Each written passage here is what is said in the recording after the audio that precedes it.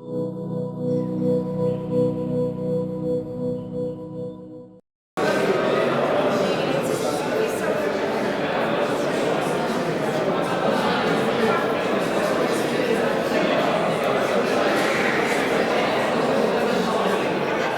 gee onmiddellik oor aan die voorvrou vir die boek, Stephanie Nieuwoudt.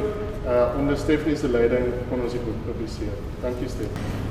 When we actually started working on the book, what I always had in my mind was that I wanted it to reflect the young voices. I wanted it not only to read from a young perspective, but also look young. In most of these essays, you see these young people very keen to engage, to be servant leaders, to be responsible. I want to hand over books to the writers who are here. We are a German political foundation affiliated to the Christian Democrats in Germany, Angela Merkel's party, and our aim, not only in Germany but worldwide, is to promote democracy, good governance and the rule of law. In South Africa we operate since the early 80s, so we really have seen and witnessed a transformation process from an unjust apartheid system in South Africa towards a fully fledged democracy. And I can say that South Africa is indeed a beacon of hope, not only for Africa but worldwide. I think the Constitution is always hailed as one of the most modern progressive constitutions in the whole world. But nevertheless, democracy is not a given. It's not something you have and then you can sit back, relax and enjoy yourself. It's something you have to work for, you have to protect it, and the Constitution, you have to defend it. I'm now going to call to the full faith Pienaar, Tosca, Ferndale and Marnus Havenga will join me for a short panel discussion so that we can reflect on the book.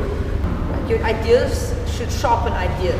When people come together and just talk about something and hash it out, share ideas, you may not agree with people, but you cannot deny that someone else's opinion sharpens your opinion or your ideas and your thoughts in some way. So for me, this book is a good opportunity to do that on a larger scale, because like I said, the discourse cafes are a little bit smaller, they're a little bit more intimate in a sense, and this book really was an opportunity to say that what's happening in the discourse cafes every second week or so can now happen on a larger scale.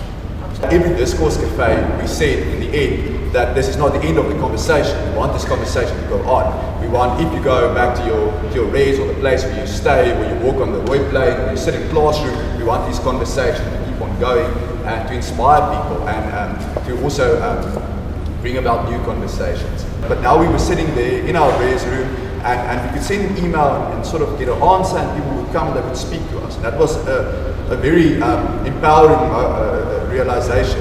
And I do believe that a lot of the thought leaders of yesterday and of today know and believe that the future of the country is in the youth. I think people realize that we need to speak to one another and also cross-generational dialogue, which is very important. It's important to think, and it's important to think aloud. It's important to have a sounding board. I think there's nothing more productive than people who want to think, thinking together.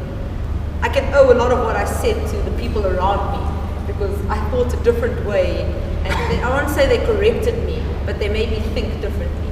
I think that the students who do attend discourse cafes are, to some degree, have the ability to have a different kind of conversation. So it's not just that I did this morning. It's almost like what is your opinion, and let's debate. I think the country is at a place at the moment where these conversations need to go over in action and will go over in action.